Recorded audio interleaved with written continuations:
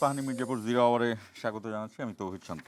দর্শক, আমি একজন বিখ্যাত মানুষের জীবনের যে লাইফের যে চলার, সেটা খুব সংক্ষেপে বলি যে আপনারা জানেন, এটা বর্ণনা বললে আপনারা চিনবেন। সেটি হলো, তার বাবা ছিলেন বাংলাদেশের সবচেয়ে বড় নেতা, 1 নম্বর নেতা। তার নেতৃত্বে মুক্তিযুদ্ধ হয়েছে এবং এই যে তাদের জীবনে এত বড় গর্ব করার মতো বিষয়, সেটি ৭৫ সালে নৃশংসভাবে তার পরিবারের সবাইকে মেরে ফেলা হয়। এবং সেই সময় শেখ হাসিনা স্ট্রাগল করেছেন। 7 বছর 8 বছর তিনি দেশে আসতে পারেননি। তারা 2 বোন বেঁচে যান। অর্থাৎ এই যে দুর্দশাগ্রস্ত অবস্থায় তার পড়তে হলো, সেইখান থেকে যদি আমরা বলি যে সৃষ্টিকর্তার আশীর্বাদে বাংলাদেশের সবচেয়ে ক্ষমতাবান, দুর্দণ্ড, প্রতাপশালী প্রধানমন্ত্রী হয়েছেন, কি ছিল না তার। এবং সেইখান থেকে তিনি যা যা বলেছেন সেই কথাগুলো সত্যি করে দিয়েছে। অর্থাৎ সৃষ্টিকর্তা তাকে আবার ছুঁড়েও ফেলে দিয়েছে। আমি জানি না যে তার যে সমর্থকরা আজকে তার বক্তব্য নিয়ে তিনি এখনও কোনো ধরনের রিকনসিলিয়েশন করেন নাই। তার জীবনের এই স্কেচটা, এটা যা বলা হয়েছে সবই ফ্যাক্ট, তার সব কিছুই ফ্যাক্ট। এই ফ্যাক্টটা এভাবে মিলাতে পারেন কিনা। শুরু করছি আজকের ইস্পাহানি মির্জাপুর জিরো আওয়ার। আমাদের আজকের বিষয় ৩৬ জুলাই। আমাদের সঙ্গে আছেন সাবরিনা আফরাজ সেবন্তী, তিনি আমাদের একজন জুলাই শহীদের বোন। মাহমুদুর রহমান সৈকত শহীদ হন মোহাম্মদপুরে। সাবরিনা, আপনাকে স্বাগত জানাচ্ছি। আমরা আলোচনাটা শুরু করব, তবে তার আগে আজকের শিরোনামগুলো দেখে আসবো। 5 আগস্ট দেশের গণতন্ত্রের ইতিহাসে যুগান্তকারী মাইলফলক বললেন প্রধানমন্ত্রী। জুলাই স্মৃতি জাদুঘর পূর্বসূরিদের সাহসিকতার প্রতীক। এই জাদুঘর বাংলাদেশের মানুষের সামগ্রিক গণতান্ত্রিক অভিযাত্রার সঙ্গে জুলাই গণ অভ্যুত্থানের সম্পর্ক তুলে ধরবে। শুধুমাত্র জুলাই গণ অভ্যুত্থানই নয়, এখানে বাংলাদেশের প্রতি গণতান্ত্রিক আন্দোলন সংগ্রামের ইতিহাসও সংরক্ষিত থাকা জরুরি। জুলাইয়ের সরকারি প্রামাণ্যচিত্রে নেই আন্দোলনের মূল নেতারা। সমালোচনায় রাষ্ট্রপতি, প্রতিবাদে রাষ্ট্রীয় অনুষ্ঠানে এনসিপির ঔদ্ধত্যপূর্ণ আচরণ। জাতীয় অনুষ্ঠানে আমরা তো জাতীয় ঐক্যের কোনো বহিঃপ্রকাশ দেখাতে পারলাম না। ভুল তো মানুষ করেই, নিশ্চয়ই এখানে ডকুমেন্টারিতে অনেক ভুল আছে। প্রথম ভুল আমি দেখেছি, সেখানে তো আবু সাঈদের ছবিই নাই। আবু সাঈদ এই বিপ্লবের প্রতিচ্ছবি। আবারও ফ্যাসিবাদের পথে হাঁটছে দেশ, মন্তব্য বিরোধী দলীয় নেতার। আরেকটি গণ অভ্যুত্থানের প্রস্তুতি নিতে নেতাকর্মীদের প্রতি আহ্বান। এই বিপ্লবের জন্য আমি আপনাদের সবাইকে প্রস্তুতি নিতে আহ্বান জানাচ্ছি এবং ফ্যাসিবাদের বিরুদ্ধে লড়াই হবে আপোষহীন, তীব্র, বিজয় ছিনিয়ে আনার লড়াই হবে। জুলাই সনদ বাস্তবায়ন ও সমৃদ্ধ দেশ গঠনে কাজ চলছে, মন্তব্য মুক্তিযুদ্ধ মন্ত্রীর। অস্থিতিশীলতায় পতিত সরকারের ইন্ধন দেখছেন ইশরাক। এবং বরিশাল বিশ্ববিদ্যালয়ের ছাত্রদল ও শিবিরের সংঘর্ষ, অন্তত 10 জন আহত। নারায়ণগঞ্জের ছাত্রদল শিবিরের ধাওয়া, পাল্টা ধাওয়া ও সংঘর্ষ।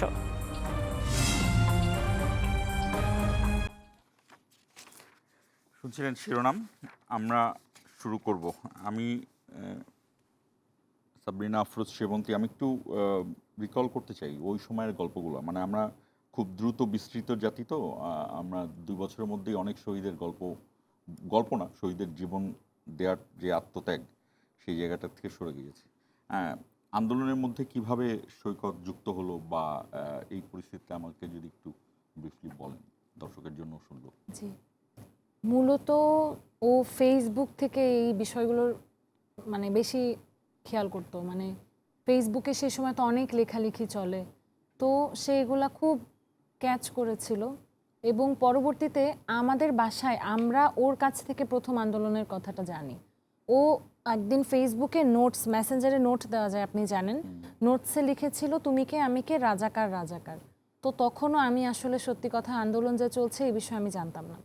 তো তখন আমি তাকে জিজ্ঞাসা করি কি ও তখন কিসে, মানে ও হচ্ছে কেবল ইন্টার পরীক্ষা দিয়েছিল, ইন্টারমিডিয়েট শেষ করলো মোহাম্মদপুর মডেল কলেজ থেকে।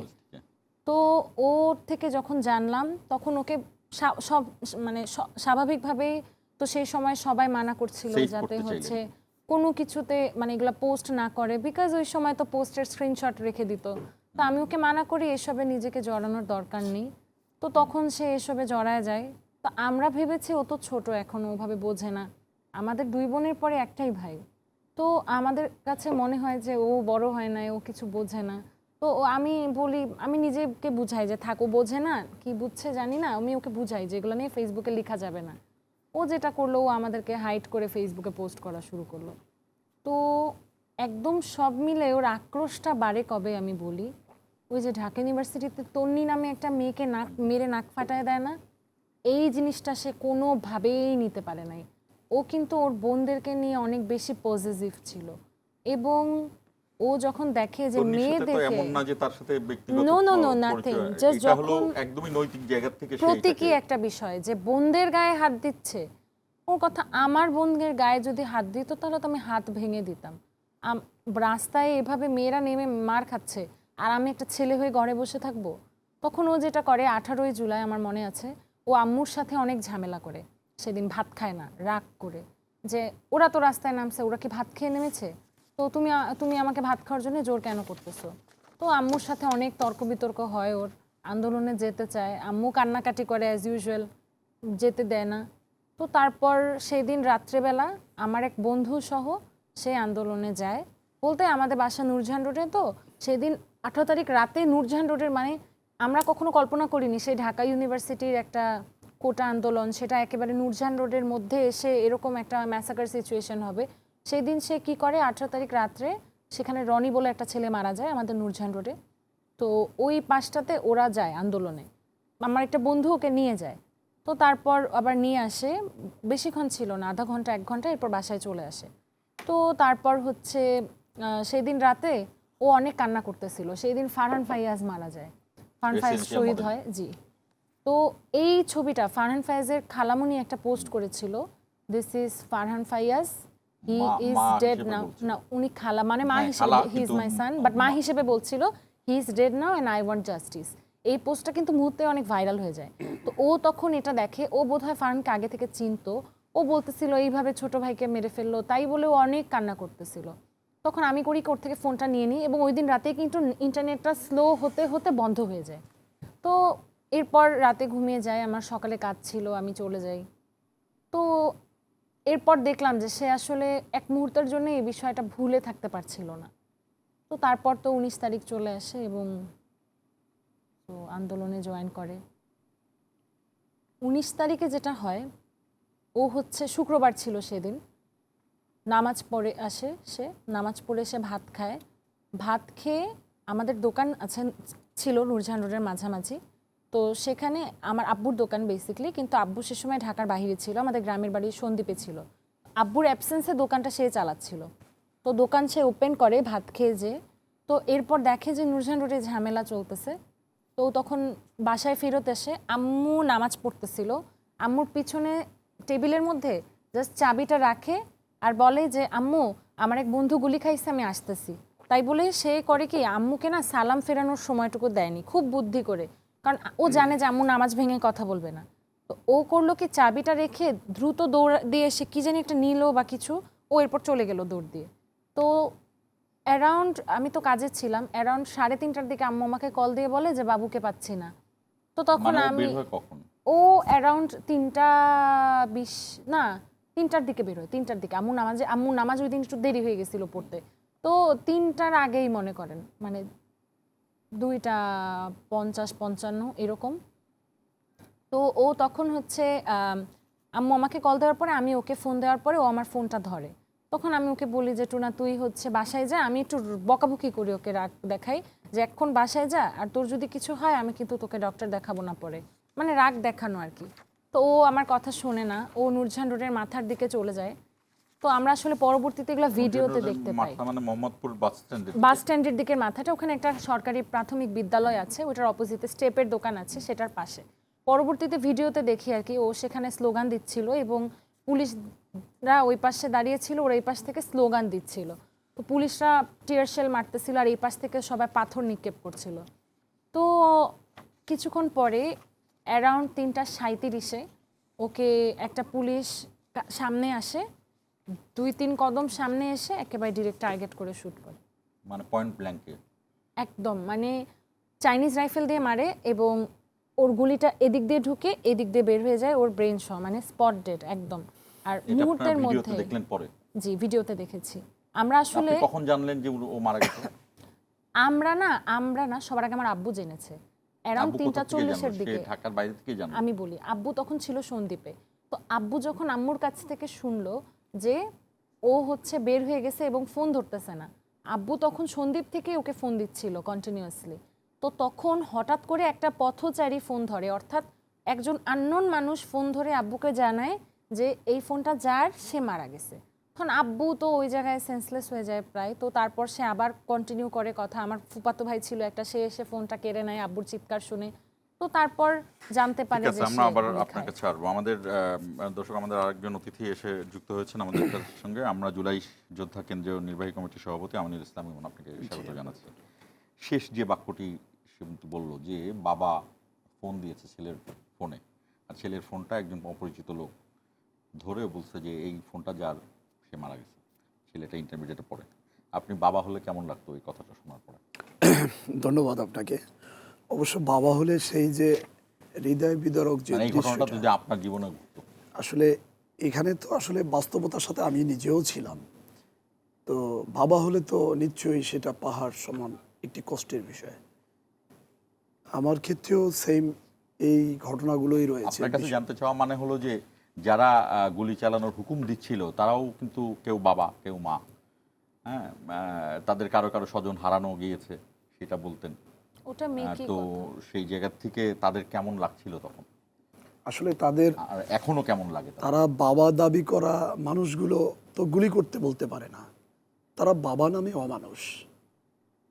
কেন দলের প্রধানকে তো আমরা জাতির জনক বানানোর কথা, না, এটা পুরা জাতির বাবা। এটা রাষ্ট্র এক ধরনের মানে ইতিহাসকে বিকৃতি করেছে। প্রকৃত অর্থে তখনকার দিনে যে যতটুকু রাষ্ট্রের জন্য মানে জ্ঞানী ব্যক্তি ছিল, ওইটাকে প্রাধান্য না দিয়ে একচেটিয়া তাদেরকে প্রাধান্য দেওয়া হয়েছে। সুতরাং রাষ্ট্র এই যে ইতিহাসকে বিকৃতি করেছে, ওই মানসিকতা থেকেই এর বহিঃপ্রকাশ। ওই মানুষগুলোই গুলি চালাতে হুকুম দিয়েছে, যারা কিনা একচেটিয়া জাতির নিজেদের ভিতরে জনকের আদর্শ। কন্যা কি তার যে বাবারকে যে জাতির জনক বলা হয়, সেই জাতির মানুষ সেই জাতির শিশুদেরকে এইভাবে মেরে ফেলতে পারে? না, জাতির জনক, জাতির পিতা, যা যা যা তারা বলেন, আমি তাদের কথাটাই বলছি। না এখন বুঝতে পেরেছি আসলে জাতির পিতা জাতির জনক এটা তো তারাই বলে। এই ঘটনার এখনো কি রিকনসিলিয়েশন হচ্ছে? তাদের মনে হচ্ছে আজকে তিনি একটা বক্তব্য দিলেন এবং তিনি সেখানে বলে দিলেন যে ওই সময় সব কিছুই আসলে ষড়যন্ত্র ছিল। উনি তো অনেক কথাই বলেন। উনি ওই সময়ের কথা কেন, হেফাজতে ইসলামের সময় যখন গুলি করার জন্য নির্দেশ দিলেন বেনজির সহ, তারপরে পিলখানা হত্যাকাণ্ড, এই 24শে গণ অভ্যুত্থান তো এই 2টা বছর হলো। এর আগের যে হত্যাকাণ্ডগুলো তিনি ঘটিয়েছেন সেগুলো কোন আদর্শে ঘটিয়েছেন? সুতরাং উনি আসলে বাংলাদেশে যখনই পাড়া দিয়েছেন, পা রেখেছেন, তখনই তার পরিবারের প্রতিশোধ নেওয়ার জন্য পাড়া দিয়েছেন। বাট তিনি এসেছেন একরূপ হয়ে, তার বহিঃপ্রকাশে ঘটিয়ে তারপরে পালিয়ে যেতে বাধ্য হয়েছে তিনি। আমি কনভেনশনাল একটি বিষয় জানতে চাই যে জুলাই যোদ্ধা, যেহেতু আপনি এই সংগঠনের মধ্যে আছেন, বাংলাদেশের এই জুলাই যোদ্ধাদের মানে যারা বাংলাদেশকে ফ্যাসিবাদ মুক্ত করে বাংলাদেশের মানুষের প্রথম প্রাপ্তি, অনেক সমস্যা আছে কিন্তু প্রথম প্রাপ্তিটা হলো যে তারা দীর্ঘ সময় পরে ভোট দিতে পেরেছে। যাকেই দিক তারা ভোট দিতে পেরেছে, তারা স্বতঃস্ফূর্তভাবে। ভোট তো খুব ছোট্ট চাওয়া, এটার মধ্যে এমন কোনো বড় কিছু নাই কারো কিছু, সেই জায়গাতে তারা দিতে পেরেছে। এই জায়গাগুলো যারা নিয়ে আসলো, এই যে আমাদের সবচেয়ে টকবগে যে প্রজন্মটা জেনজি বলতেছে, আর আমরা এখন ডেমোগ্রাফিক ডিভিডেন্টের একদম চূড়ান্ত পর্যায়ে, এদেরকে যে হারালাম, এই 2 বছরে আমাদের জাতির কি মনে হলো, নাকি না জাতির মধ্যে থেকে জিনিসটা অস্পষ্ট হতে শুরু করেছে শুধুমাত্র রাজনৈতিক উচ্চাভিলাষ এবং বিভাজনের কারণে? দেখুন, আমি একটু যদি বিশ্লেষণ করতে যাই, আপনি এই যে কথাটা বলেছেন এর ভিতরে কিন্তু অনেক ধরনের মানে ব্যক্তি স্বার্থ লুকিয়ে আছে। সেটাই তো বললাম। তো আপনি যে ঘটনাগুলো এখন ঘটছে, আমরা আসলে মূলত যুদ্ধে যখন ছিলাম, যুদ্ধের ময়দানে ছিলাম, আমার একটি পা নেই, আমার একটি পায়ের ডিভাইস, আমার শরীরে আপনি ধরতে পারবেন 1000-এর উপরে স্প্রিন্টার, পুরো বডিতে চার্জরা আমি। এই আমরা কিসের জন্য রাস্তায় নেমেছিলাম? আমরা তো একটি বৈষম্যহীন বাংলাদেশ, গণতন্ত্রের বাক স্বাধীনতার বাংলাদেশ, এটা দেখার জন্য। আসলে কি আমরা যারা সম্মুখ সারিতে যুদ্ধ করেছি, যারা সামনে ছিলাম, ছাত্র জনতা গণ অভ্যুত্থানের যে আপামর জনসাধারণ, তাদের সাথে ছিলাম, স্বপ্ন একটাই ছিল যে বাংলাদেশকে ফ্যাসিবাদ মুক্ত করতে হবে, মানুষ শুধু তার বাক স্বাধীনতা নিয়ে বাঁচবে। এখানে দেখুন, আমরা যারা অঙ্গহানি হয়েছি, আমরা সম্মুখ সারিতে থেকেছি, বিদায়ীগুলি খেয়েছি। এক শ্রেণীর মানুষ ছিল যে সামনে গিয়েছে, এক শ্রেণীর মানুষ ছিল পিছন থেকে উৎসাহ দিয়েছে, দুই শ্রেণীর মানুষ এখানে কাজ করেছে। এখন পিছন থেকে যে লিড দিয়েছে, সে লিড দিয়ে আমাদেরকে সামনে পাঠিয়ে দিয়েছে, বাট পিছনে যারা ছিল তারা তো গুলি, এই শরীরের আঘাত, চাইনিজ রাইফেলের গুলি, এটা তো রক্ত মাংসে করা, এটা তো ওরা বুঝবে না, অনুভব করবে না। ওরাই আজকে বিভিন্ন দায়িত্ব বন্টন নিয়ে নিজেরা কারাকারি করে এই স্বপ্নটাকে বেনিশ করে দিয়েছে। আজকে একটি সবচেয়ে দুঃখের বিষয়, দেখুন আজকে 5ই আগস্ট 36 দিনের একটি দিন। এই 36 দিন তো একদিনে হয়নি, বিন্দু বিন্দু বিন্দু বিন্দু সফলতা, গণ অভ্যুত্থান, এরকম ছোট ছোট ছোট ছোট আন্দোলন, এর মধ্য দিয়ে এই 17 বছর এই আন্দোলনের মধ্য দিয়ে গুম, খুন, নির্যাতন, অত্যাচার, মানুষের সিম্পিতি, মানুষের আবেগ, এগুলো মানুষ যখন সাধারণ মানুষ, 20 মানুষ তো রাজনীতি করে না, এই মানুষগুলো এই সরকারের প্রতি, ফ্যাসিস্ট সরকারের প্রতি একটা বিতৃষ্ট হয়ে গিয়েছিল। আন্দোলনে আমরা যখন যুদ্ধে ঝাঁপিয়ে পড়ি, তাদেরও পার্টিসিপেট ছিল। সেই জায়গার থেকে দেখুন, আমরা একটি বছর মেডিকেলে ছিলাম, চিকিৎসাধীন। আমাদের কাছে গিয়ে গিয়ে আমাদের ছবি নিয়েছে, যারা ইন্টারিমের সময় প্রতিনিধিত্ব করেছে আমাদের ছবি নিয়েছে। এই যে ইমন ভাইকে দেখতে গেলাম, ইমন ভাইয়ের শরীরে 1000 গুলি, এই লোকটা তো মারা যাচ্ছে। দেখুন দেখুন দেখুন, মিডিয়ার সামনে তারা এই সিম্পিতিগুলো বিক্রি করেছে। ইন্টারিমের সময় তারা দায়িত্ব নিয়ে আমাদের, যারা আমরা অঙ্গহানি, আমরা গুরুতর একদম আহত জুলাই যোদ্ধা, সরকারি গেজেটভুক্ত, এই আমাদেরকে ওই সময়কার যারা ভালো রাখার কথা ছিল, ভালো বলতে আমি তো তখন পঙ্গু, আমি তো একটি অঙ্গহানি, সুতরাং আমার তো পরিবার রয়েছে, ফ্যামিলি রয়েছে, আমাদেরকে দেখভাল করার একটি, তাদের তো ওই সময় তারা দায়িত্ব নিয়েছিল। দেখুন, আমরা সংসদে গিয়েছি, সেখানে শহীদ পরিবারদের বলে আপনারা রাস্তায় কেন নামেন না? তখন শহীদ পরিবার অ্যান্সারে বলে যে আপনারা সংসদে এসেছেন, 15 মাস আমাদের জন্য কিছু করলেন না, আবার আমাদের শহীদ পরিবার, আমরা এমনিতেই শোকাহত, আমাদের আবার দাবি আদায়ের জন্য রাস্তায় নামতে বলেন, আপনারা তো প্রতারক। এই নিয়ে একটা বাকবিতণ্ড হলো। ওখান থেকে শেষ পর্যন্ত দেখলাম যে না, এই যে রিসেন্টলি 4-5 মাস হলো, এই আমরা জুলাই যোদ্ধা কেন্দ্রীয় নির্বাহী কমিটি করলাম, 44টি জেলায় কমিটি দিয়েছি। কাদের জানেন? যাদের অঙ্গহানি, পা নেই, হাত নেই, চোখ নেই, এই মানুষগুলোকে খুঁজে খুঁজে বের করেছি। কেন? কি প্রয়োজন ছিল? প্রয়োজন একটাই, আমার একটু অঙ্গ নেই, আমি চাইনিজ রাইফেলের গুলি বহন করেছি, আমি 1 বছর মেডিকেলে ছিলাম, আমার একজন আহত ভাই মৃত্যুসজ্জায়, এবং শহীদ পরিবার তাদের কষ্টগুলো সরাসরি ফিল করেছে। সুতরাং আমি সেই জায়গার থেকে এটা করতে বাধ্য হয়েছি। কেন? আমাদের তো ইন্টারিমের সময় তারা দেখভাল করলে আমাদের কমিটি প্রয়োজন ছিল না। এত কমিটি কেন? কমিটি তো একটি প্ল্যাটফর্ম থাকবে। আজকে সেই আমাকে ছোট করার জন্য এই ইন্টারিমের আমাদেরই সহযোদ্ধা আমাকে ছোট করতে চায়। কেন? কি স্বার্থ? স্বার্থ একটাই, ওই যে ইন্টারিমের সময় আমাদের শহীদ পরিবারকে বলে রাস্তায় যেতে, আমাদের বলে আন্দোলন করতে, সরকারের বিরুদ্ধে দাঁড়াতে, নির্বাচিত সরকারের বিরুদ্ধে কথা বলতে। আমরা তো এটা চাইনি। আমরা চেয়েছি আওয়ামী লীগ যেটা করেছে তার জন্য সে বিতাড়িত হয়েছে, নতুন একটি বাংলাদেশ বিনির্মাণ করব। তা আপনার পাশাপাশি যারা যুদ্ধ করলেন, আপনাদের মধ্যে এই বিভ্রান্তিটা মাত্র 2 বছরের মধ্যে আসলে কিভাবে? এটা তো এসেছে এই যে আজকের 5ই আগস্টে, আজকের ঘটনাটাই আপনাকে একটু বলি। সবচেয়ে ভারাক্রান্ত মন নিয়ে ওখান থেকে এসেছি, আমার এখনো গলা ভাঙা। ওখানে কোথায়? আজকে 5ই আগস্টের আপনার প্রথম প্রোগ্রামটা করেছি জাদুঘরের। আপনি কোন প্রোগ্রামটার কথা বলছেন? আমি 2টা প্রোগ্রাম করেছি, একটা হচ্ছে জাদুঘরের উদ্বোধনটা করেছি। ওখান থেকে আমি কিছু দায়িত্বে ছিলাম, এই দায়িত্বে থাকার কারণে আমি ওখান থেকে আবার চিনমন্ত্রীতে গিয়েছি টাইম মতো, রাষ্ট্রপতির প্রোগ্রাম। হ্যাঁ, চিনমন্ত্রীদের রাষ্ট্রপতির প্রোগ্রাম। এই প্রোগ্রামটা বেশ শুরু হয়েছে, শেষ পর্যায়ে লাস্ট কাতারে বসে উপভোগ করছিলাম, যেহেতু এটা একটি রাষ্ট্রীয় প্রোগ্রাম। এখানে আমাদের বিদেশি অনেক অতিথি ছিল। Embassy। দেখুন আজকে সবচেয়ে দুঃখের বিষয়, আমরা আমাদের নৈতিকতার থেকে কত পিছিয়ে আছি এখনো। সমস্ত বিশ্বের বিভিন্ন কূটনীতিকরা আমাদের এখানে অতিথি, সেইখানে কিছু সামান্য এনসিপি সমর্থিত একদম স্পষ্ট আপনার আখতার হোসেন এমপি, এখানে আমাদের ঐক্য নিয়ে বাংলাদেশ গড়ার স্বপ্নে আমরা অঙ্গ দিয়েছি, সেইখানে তিনি উসলে কেন দিয়েছেন। কেন এমন করলো কেন? দেখুন উসলে দিয়ে কি বললো যে জুলাই সনদ বাস্তবায়ন করতে হবে, এটা করতে হবে, ওটা করতে হবে। তারা ভুয়া ভুয়া বলে স্লোগান দিচ্ছিল।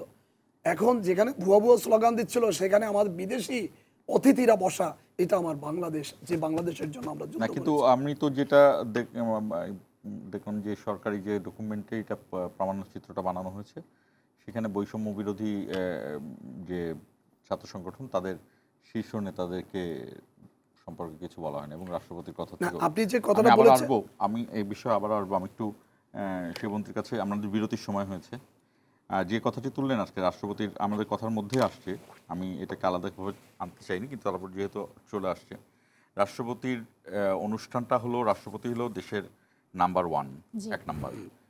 যদিও প্রধানমন্ত্রী শাসিত সরকার প্রধান, শাসনভারে সরকার প্রধানমন্ত্রী, কিন্তু রাষ্ট্রপতি এক নাম্বার লোক। তার যে অনুষ্ঠানটা সেটা হলো সবচেয়ে সিকিউরিটি অনুষ্ঠান এবং সিকিউরিটি দেওয়া হয় এবং সেখানে ভিভিআইপিরা ছিলেন। তো এই সময় এই ঘটনাটা ঘটলো, এই আপনি কতটুকু জানেন এটা নিয়ে? আপনার ব্যাখ্যাটা জানবো আমরা বিরতি থেকে ফিরে। দর্শক আমাদের সঙ্গেই থাকুন, অল্প কিছুক্ষণ পর আসছি।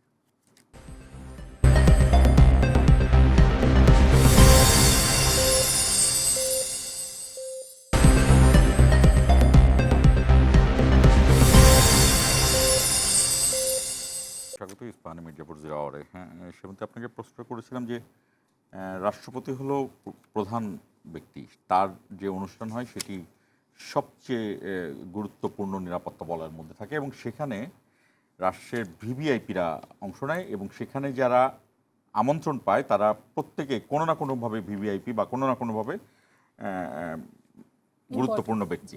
এই গুরুত্বপূর্ণ ব্যক্তিরা কেমন একটা হট্টগোল করলেন, মানে, এবং এই যে ঘটনা যে তাদের কেউ কেউ বলছেন যে সরকারি প্রামাণ্য চিত্রে,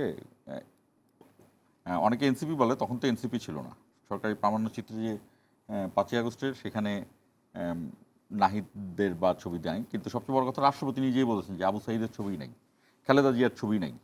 খালেদা জিয়া তো এই পুরো পটভূমিটা তৈরি করে নিয়ে আসছে। তো এই সব কিছু মিলিয়ে আমরা কি অবস্থানে আছি? আমরা আচ্ছা, আমি আপনাকে একটা প্রশ্ন করতে চাই, হট্টগোলটা হয়েছে কেন? সেটাই এটা কি জানতে আপনি চাচ্ছি, জানেন? আপনি আচ্ছা, বলেন।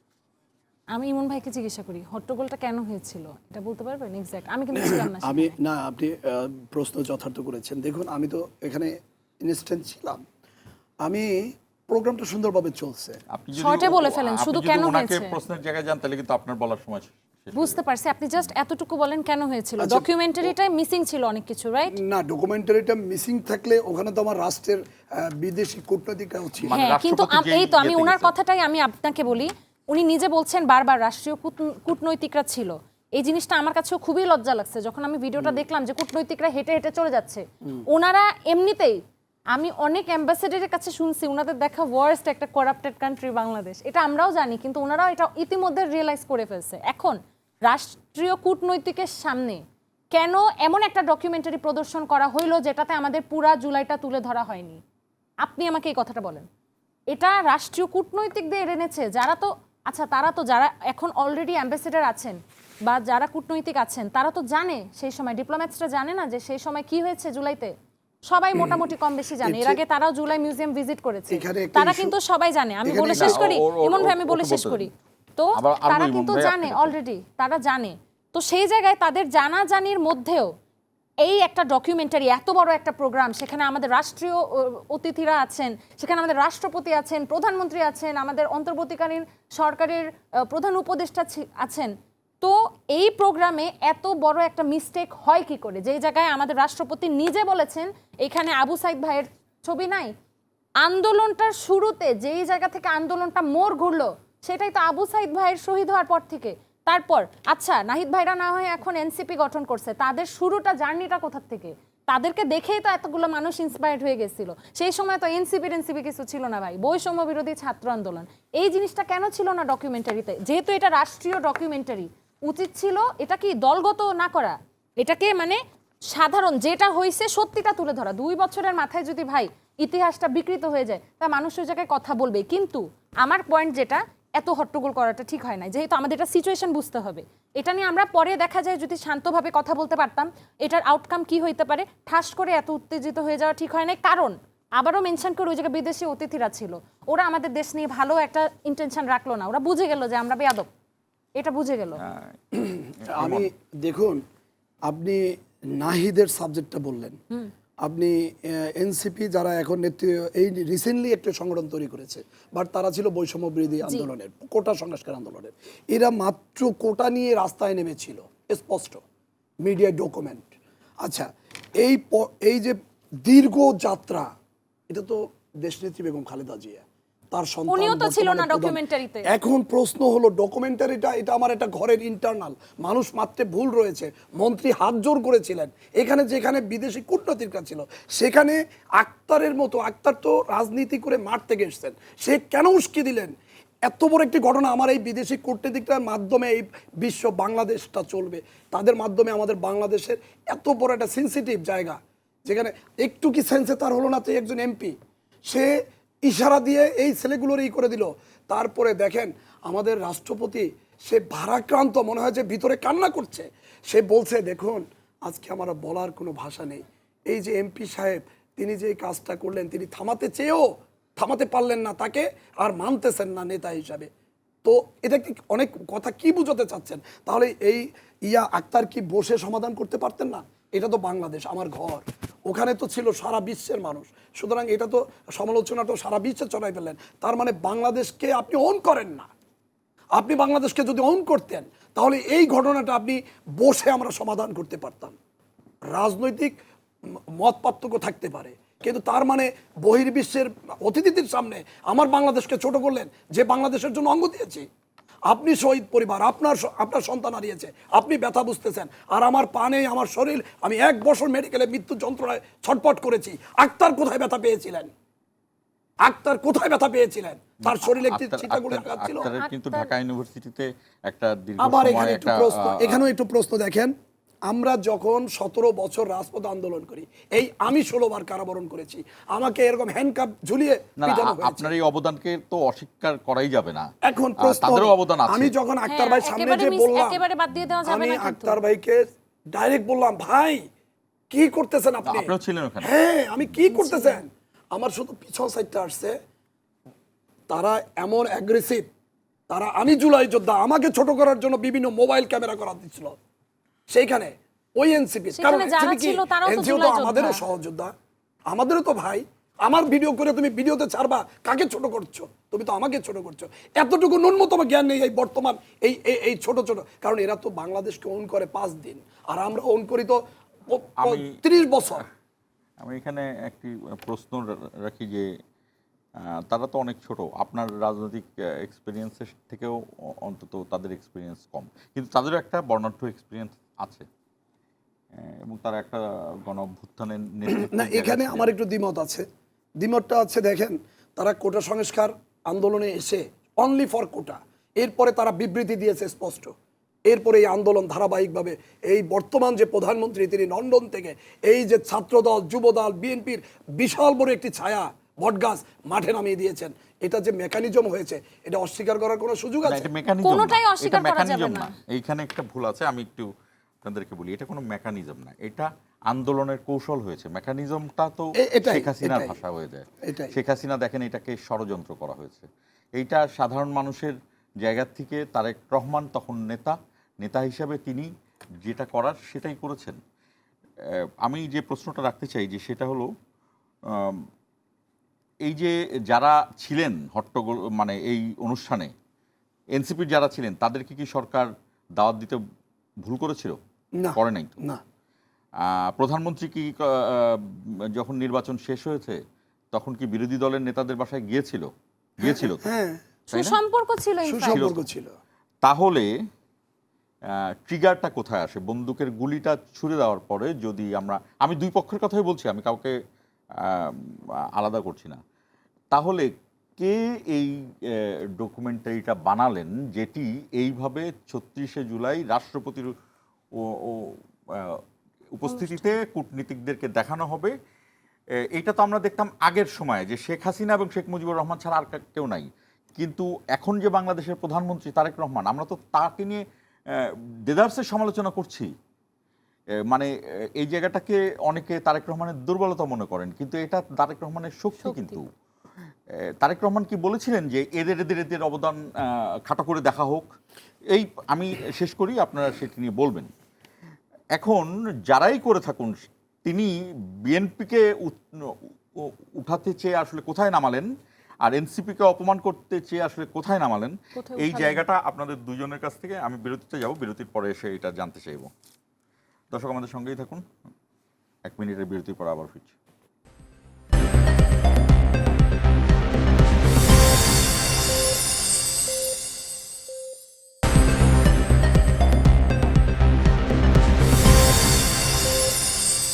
স্বাগত ইস্পাহানি মির্জাপুর জিয়া আওয়ারে। যেই প্রশ্নটি রেখেছিলাম আমিনুল ইসলাম ইমন আপনার কাছে, যে এই যে প্রামাণ্যচিত্রটি এমন করা হলো, প্রামাণ্যচিত্রটি দেখানোর পরে যে ঘটনাটা ঘটলো সেটি ন্যাক্কারজনক, এটি নিয়ে কোনো সন্দেহ নেই, কিন্তু এরকম একটা অনুষ্ঠানে একটা প্রামাণ্যচিত্র দেখানো হবে, সেই প্রামাণ্যচিত্রটার রিসার্চ কে করলো, এবং বাংলাদেশের ইতিহাসে এই এত মানুষ, তাজা রক্ত, এবং বেশিরভাগই হলো ছাত্র, শিশু, 122 জনের উপরে শিশু আছে, সাধারণ মানুষ, একদম সাধারণ মানুষ মারা গিয়ে এত বড় গণ অভ্যুত্থান হলো, যেটার জন্য সারা বিশ্বে বাংলাদেশ তখন ইয়ার অফ দ্য কান্ট্রি হয়েছিল, এবং অন্য অন্য দেশরা তরুণরা লজ্জা পায় যে বাংলাদেশের তরুণরা এত সাহসী।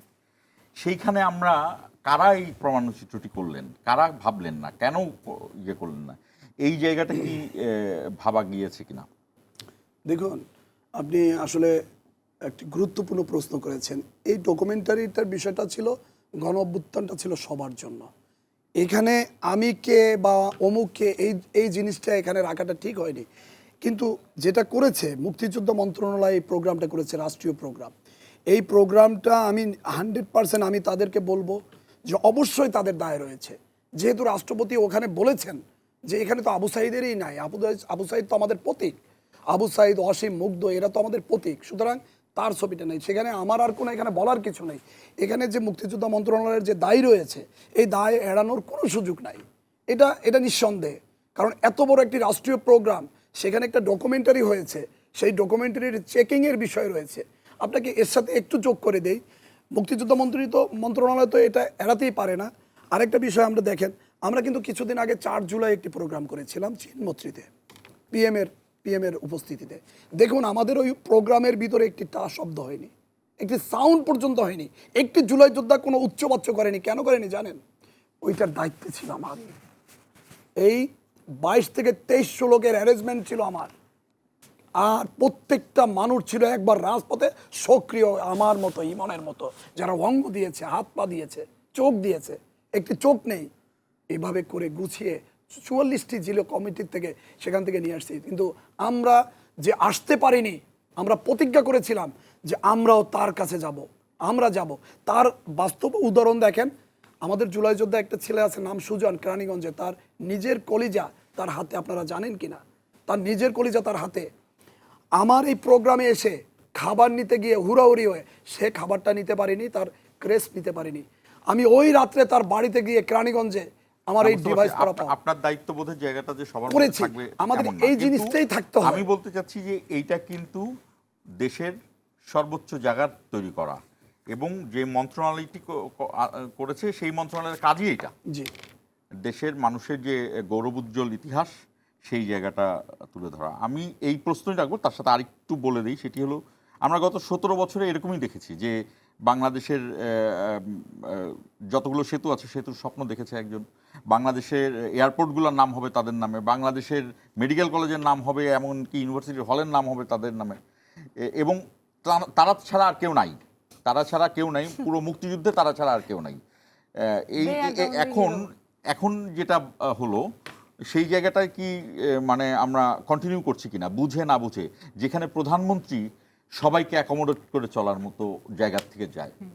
আপনাকে আমি একটু এই বিষয়টাতে বলি, এয়ারপোর্টের কথাটা বললেন না, আমি ছোটবেলা থেকে জানি এই সরকার আসলে এই নামে হয়, ওই সরকার আসলে এই নামে হয়, কিন্তু আপনি যদি নোটিস করে দেখেন এইবার যখন এয়ারপোর্ট জিয়া আন্তর্জাতিক এয়ারপোর্ট বোধহয় এরকম না, না, জিয়া আন্তর্জাতিক এয়ারপোর্টের নাম বদলাতে গিয়েছিল, চেয়েছিল, কিন্তু তারিক রহমান আমাদের পিএম কিন্তু বলেছেন না, উনি কিন্তু একদম নর্মাল হয়ে চলার চেষ্টা করতেছে সবাইকে নিয়ে, যেটা Normal না, উনি যেমন তাই যেমন তেমনই তাই চলতেছে। মানে আমি ওটাই বলতেছি যে খুব নর্মালাইজ, মানে ওই ভাগাভাগি বিষয়টা সব আমাদের, উনি এটা করতে চাইতেছেন না, ঐক্য যে বিষয়টা উনি চাচ্ছে।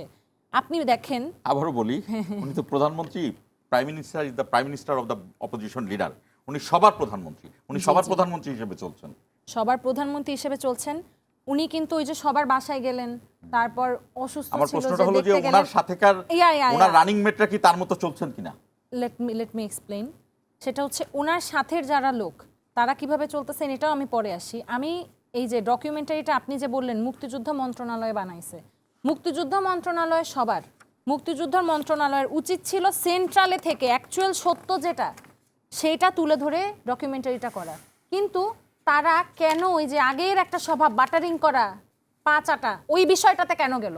তারা কিসের জন্যে বিষয়টাকে এক কেন্দ্রিক বানায় ফেললো? সব অবদান বিএনপির, অবশ্যই বিএনপির অবদান এখানে আমার আছে, একটু প্রশ্ন, অবশ্যই বিএনপির, একটু ভাই বলুন আমি তো। বলিনি, আপনি অবশ্যই বলবেন, বিএনপির অবদান অবশ্যই আছে। আমি আমাদের এলাকায় মোহাম্মদপুরে দেখছি বিএনপির মানুষজন কত এই 17 বছর ধরে সাফার করছে, তারা যখন আন্দোলনে ছিল সবাই ছিল, কিন্তু তারা কিন্তু সেভাবে বিএনপির তখন যেটা জনগণের আন্দোলন ছিল, দলমতের কোনো ছিল না সে সময়, সবাই দলমত নির্বিশেষে আন্দোলনে নেমেছিল। তো সেই জায়গায় যদি এটাও বিএনপির বিষয়টাকে, কৌশল ছিল, বিএনপিরই কৌশল ছিল যে আচ্ছা তারা ভাই, রাজনৈতিকভাবে আসবে। আমি অত কিছু বুঝি না, এগুলা রাজনীতি বুঝি না, বাট আমি যতটুকু বুঝি আমার ব্রেনে আমি ততটুকু বলতেছি যে মুক্তিযোদ্ধা মন্ত্রণালয় এটাকে মানে একেবারে মাঝখান থেকে বিষয়টা সেন্ট্রালে থেকে নিউট্রাল থেকে করা উচিত ছিল। তারা কেন দলগতভাবে ভিড়, এটা যদি বিএনপির কোনো পার্সোনাল প্রোগ্রাম হইতো দ্যাটস এ ডিফারেন্ট থিং, কিন্তু যখন এটা একটা ন্যাশনাল প্রোগ্রাম, এটা রাষ্ট্রপতির প্রোগ্রাম, তখন ডকুমেন্টারিতে মিস্টেক কেন থাকবে? ইন্টারিম আমলে যতগুলো ডকুমেন্টারি হয়েছে আমি কোনো কমপ্লেন দেখি নাই, সেটা নিয়ে সবাইকে নিয়ে বানানো হয়েছে। ইনফ্যাক্ট ডকুমেন্টারিতে তো খালেদা জিয়া, দেশনেত্রী খালেদা জিয়ারই কোনো অবদানের কথা উল্লেখ ছিল না, উনি এত সাফার করছে। ইন্টারভিউর সময় আমিও বেঁচে ছিলাম, আমি আলোচিত ছিলাম, আমাকে টিভিতে দেখানো হয়েছে, বিটিভি থেকে শুরু করে এমন কোনো চ্যানেল নেই আমাকে না দেখানো হয়েছে, এবং আমাকে একচেটিয়া করে রাখা হয়েছিল, কারণ আমি একটি আমি জাতীয়তাবাদী একটু আদর্শ। প্রামাণ্য চিত্রটি সম্পর্কে জানতে চাই, আমি আপনার ওই যে কেউই বলেন না, ছোট্ট করে যদি বলেন যে এই প্রামাণ্য চিত্রটা আসলে কি দেখানো হলো, অল্প, পুরাটা বলার দরকার আমি নেই। আসলে পুরোটা দেখিনি, উনি আপনি দেখেছেন, তো উনি দেখেছেন, প্রামাণ্য চিত্রটা দেখানো হয়েছিল, নির্মোহভাবে বলবেন আর কি। প্রামাণ্য ওইটা চিত্র যেটা দেখানো হয়েছিল সেটার ভিতরে আসলে সবই ছিল, কিন্তু এই যে আবু সাইদ, এ তো প্রতীক, তাকে দেখানো হয়নি, এই একটা মানুষকে দেখানো হয়নি, মানে এটা ডকুমেন্টারি এটা না, আমি শুনেছি বৈষম্য বিরোধী আন্দোলনের যারা নেতা ছিল তাদেরকে নিয়ে না, কিছু বলা বৈষম্য হয়নি। বিরোধী আন্দোলনের যারা নেতা ছিল তাদেরও ফুটেজ ছিল, কিছু তারপর কিছু এক ছিল, দফার ঘোষক চেঞ্জ কিন্তু করে ফেলা হইলো। এখানে কে ছিল এক দফার ঘোষক? কোনটা ডকুমেন্টারিতে কি দেখিয়েছে জিজ্ঞাসা করেন। ডকুমেন্টারিতে এক দফার ঘোষক কে ছিল? না, এক দফার ঘোষক ওইটা আমরা ওইখানে তো শুরু হয়ে গেছে, গ্যাঞ্জাম শুরু হয়ে গেছে। আমি শুনেছি এক তখন দফার stop। ঘোষক তারেক রহমানকে বলেছেন, এতটুকু তারেক রহমানও এক দফার ঘোষণা দিয়েছিলেন, দেননি যে তা না, কিন্তু তারেক রহমান তো তার জায়গায় তিনি সব মানুষের অবদান দেন, তিনি সারাক্ষণ বলছেন যে জুলাই সবার। আসলে তাহলে তার দলের লোকলা বা যারা এই ডকুমেন্টারিটা বানাইলো তারা তাহলে কি প্রমাণ করতে চাইলো? তারাই কি আসলে ইমেজ এখানে নষ্ট করতেছে না বিএনপির?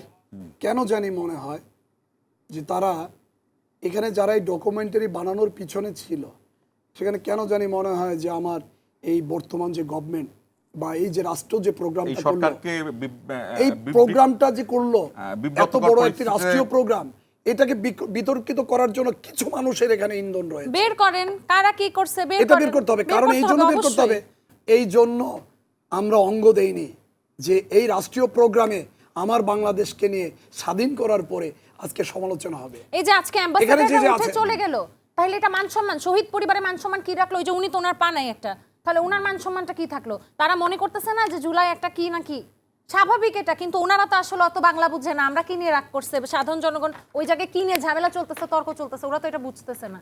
কিন্তু এটা একেবারে আসলে উচিত হয় না। ডকুমেন্টারিটা এত বড় একটা প্রোগ্রামে পাবলিশ করার আগে 100 বার রিচেক করে দেখা উচিত ছিল, কিন্তু সেটা করা হয় নাই।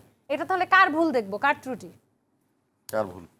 এটা অবশ্যই বলবো যে যেহেতু মুক্তিযুদ্ধ মন্ত্রণালয়ের থেকে এই প্রোগ্রামটি হয়েছে রাষ্ট্রীয় প্রোগ্রাম, তাহলে মুক্তিযুদ্ধ মন্ত্রণালয় সেখানে যারা দায়িত্বশীল ছিলেন তাদের কে কি আরেকটু হ্যাঁ, অবশ্যই। আরেকটু অবশ্যই আমি মনে করি আরেকটু না, অনেক নমনীয় বেশি। ভাবে বিষয়গুলো দেখা উচিত আমি ছিল মনে কিনা? করি এটা অবশ্যই সচিব আমি নাম মুক্তিযুদ্ধ বলবো না। মন্ত্রণালয়- আমি আমি আমি আমি একজনের, আমি যেহেতু আমি একজন 24-এর মুক্তিযোদ্ধা, আমার মুক্তিযোদ্ধা মন্ত্রণালয় এটা শহীদ এবং আহতদের এই মন্ত্রণালয়, আমাদের জুলাই অধিদপ্তর রয়েছে।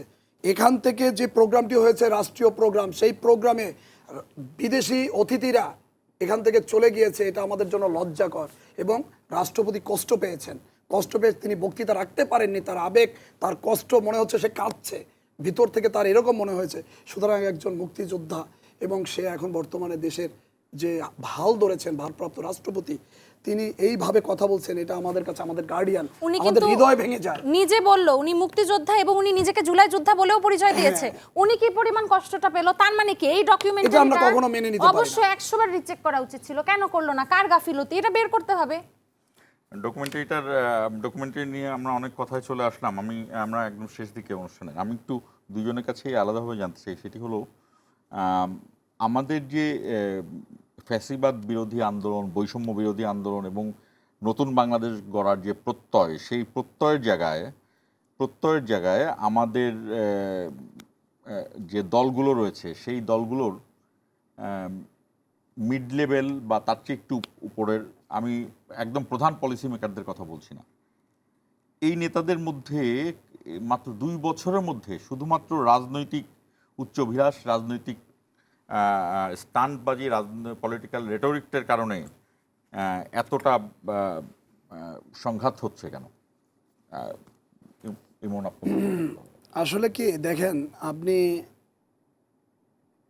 যে কাজের জন্য যে এক্সপার্ট, প্রধানমন্ত্রী তিনি তারেক রহমান স্যার, এখন বর্তমানে তিনি যেভাবে চাচ্ছেন, তিনি যেভাবে চালাতে চাচ্ছেন, তিনি কি চাচ্ছেন, আপনি আমাকে কি বলেছেন আমি অ্যান্সার দিচ্ছি। তিনি আসলে কি চিন্তা করেন, তার আশেপাশের মানুষগুলো যদি তার থিংসটা একবার হৃদয়ে ধারণ করে, আমার মনে হয় এই প্রবলেমগুলো হয় না। কিন্তু তারা হৃদয়ে ধারণ করেন কিনা, আশেপাশে যারা রয়েছেন আসলে আমার এই প্রধানমন্ত্রীর মতো যিনি ভাবেন, ওনার স্বপ্নটাই দেখেন কিনা, এখানে আমার একটু প্রশ্ন রয়েছে, সন্দেহ রয়েছে বটে। কারণ আজকে এই প্রোগ্রামটা বানচাল হয়েছে, অবশ্যই আমার প্রধানমন্ত্রী অপমানিত হয়েছেন, আমরা অপমানিত হয়েছি। প্রধানমন্ত্রী অপমানিত হন নাই, কিন্তু প্রধানমন্ত্রীর উপর দায় দেওয়ার জন্য কারা এমন করলো, এই ব্যাপারটা এই জন্যই বলছি যে আমি যে জায়গাতে যে স্যাটিসফাই, ধরেন এই যে ডকুমেন্টারি তৈরি করলো, কেন আমাদের মতো 5 জন লোক ডাক দিতে পারতো না, যারা সারা বাংলাদেশের জুলাইদের ইতিহাস জানি। 44টা জেলা কমিটি দিয়েছি, আমার হাতে সিগনেচার, রেজিস্ট্রেশন, গভর্নমেন্ট রেজিস্ট্রেশন, সেই কমিটি দিয়েছি। আমাকে রাখতে পারতো না, ডাকেনি। এখন অনেকেই মনে করে যে আমি একটা দলের না, আমি দলের না, আমি একজন 24-এর মুক্তিযোদ্ধা, আমি সত্যকে পছন্দ করি, কালোকে কালো বলি, কিন্তু কারো স্বার্থে লাগে, সেই জন্য আমাকে দূরে সরিয়ে রাখে। জি, আমরা একদম শেষ প্রান্তে, আপনার জন্য 1 মিনিট সময় আছে। আমি অনুষ্ঠানের আর 1 মিনিট সময় আছে। আচ্ছা, আমি বলবো সবকিছু মিলিয়ে বলবেন। আপনার 2 বোন 1 ভাই, আপনার সবচেয়ে আদরের যে পরিবারের আদরের যে সদস্যটা, সে সবচেয়ে গর্বিত জায়গায় আত্মত্যাগ করেছেন। এটার গর্ব যেমন আছে, অবশ্যই এটার কষ্টটা আছে। সেই জায়গা থেকে আপনি বলবেন। আমি সেই জায়গা থেকে এতটুকুই বলবো, আমরা কোনো শহীদ পরিবার চাই নাই যে দলে দলে যে ভাঙন, নিজেদের মাঝখানে অন্তকোন্দল, এটা স্টে করুক। কারণ এটা যদি থাকে তাহলে এটার সুবিধা নেবে তৃতীয় পক্ষ, খুনি হাসিনার দল এটার সুবিধা নেবে, আমরা সেটা চাই না। তারা যখন দেখেছিল, এই যে আমাদের যে ঐক্যটা দেখেছিল, প্রত্যেকটা দলের মানুষ একসাথে হয়ে একজন একজনের সাথে কথা বলছে, হাসছে, এই জিনিসটা দেখে তো তারা ভেঙে চুরমার হয়ে যাচ্ছিল। কিন্তু যখন দেখলো 2 বছরের মধ্যেই, এই 2টা বছরের মধ্যেই এসে আবার ঝামেলা চলতেছে, তখন তারা তো মনে মনে খুশি হচ্ছে। তাদেরকে জিততে দেওয়া যাবে না, তারা মনে করবে এই তো সুযোগ, এখন ঢুকে পড়বো, কিন্তু সেই সুযোগটা দেওয়া যাবে না। ধন্যবাদ আমাদের সঙ্গে যুক্ত হওয়ার জন্য। আমাদের যে কথাটি সেবন্তী বলছিলেন, সেই জায়গাতে দর্শক আমি আরও গভীর ষড়যন্ত্র দেখতে পাই। কারণ হলো যে শুধুমাত্র একটি দল নয়, আমাদের আশেপাশে কোনো দেশও হয়তো আমাদের এই জায়গাতে, এই ইউনিটির জায়গাটায় ভাবতে পারছে না। এবং সবচেয়ে বড় যে বিষয় যে আমরা অনেক আগে শুনতাম doctor Abdur Razzak, professor Abdur Razzak, professor Kazi Motahar Hossain, তারা এক ধরনের আন্দোলন শুরু করেছিল, পরে আহমদ সফারা এগিয়ে নিয়েছিলেন বুদ্ধির মুক্তি। একটি জাতির আমরা 54 বছরে আমরা বুদ্ধির মুক্তির মধ্যে গেলাম না। আমরা এখনও বলছি যে ভারতের সহযোগিতায় মুক্তিযুদ্ধ হয়েছে, ভারত আমাদেরকে সাহায্য করেছে, কিন্তু মুক্তিযুদ্ধের নেতৃত্ব দিয়েছে বাংলাদেশ। বাংলাদেশ সেখানে বাংলাদেশের কৌশল অবলম্বন করছে। এখন ভারতের সাথে যখন অন্যায্য জায়গায় গেল, বাংলাদেশ কিন্তু সেই কৌশলে এই আন্দোলনেই দেখা গেল। বাংলাদেশিদেরকে কেউ বললেন না যে দক্ষিণ এশিয়ার মধ্যে বাংলাদেশ একমাত্র দেশ যেটি যুদ্ধ করে স্বাধীন হয়েছে। পাকিস্তানের সাথেও যায়নি, ভারতের সাথেও যায়নি। তো আমাদের দেশে যারা পাকিস্তানি বাংলাদেশি আছেন আর ভারতীয় বাংলাদেশি আছেন, তারা পুরোপুরি বাংলাদেশি হবেন কবে, সেই প্রশ্নটা থাকে। শেষ করছি ইস্পাহানি মির্জাপুর জিরো আওয়ার।